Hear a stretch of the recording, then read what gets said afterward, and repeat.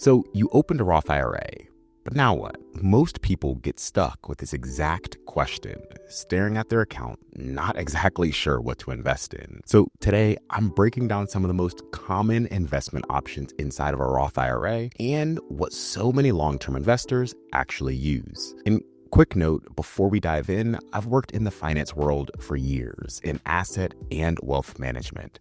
But my goal here isn't to tell you what to do, but it's to help you understand your options without all of the overwhelm. See, early in my career, while working at a financial advising firm, I actually wasn't investing yet. And one of the advisors looked at me and said, "Obi, have you started investing yet?" And I told him no.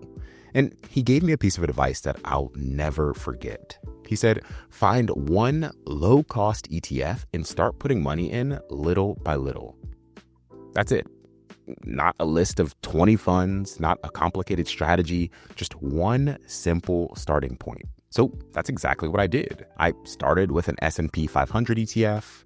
It was simple, easy to understand, and it's performed well for my wife and I over the years. But the real reason this advice was so valuable was because it gave me a simple foundation to just build on without feeling overwhelmed. Today, I'm invested in more funds, but having that simple starting point made things so much easier. And I'm not saying that you should do exactly what I did because your situation might be different, but I want to walk you through some of the different options so you can make the right decision for yourself. See, when you open a Roth IRA, the account itself doesn't invest your money.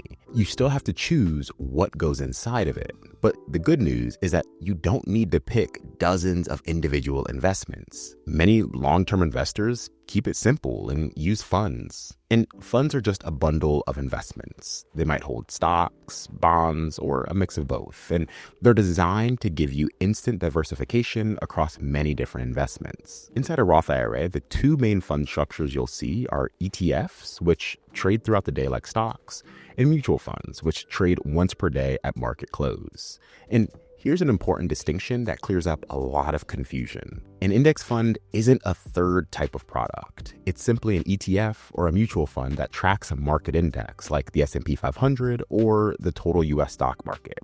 So when you hear index fund, you're really just hearing about the strategy, not a separate category. For most beginners, ETFs, mutual funds, and index funds all feel pretty similar because they're all designed to give diversification, be pretty hands-off, reduce the pressure of picking individual stocks, and they tend to have lower fees. And that's why so many people use them inside of a Roth IRA.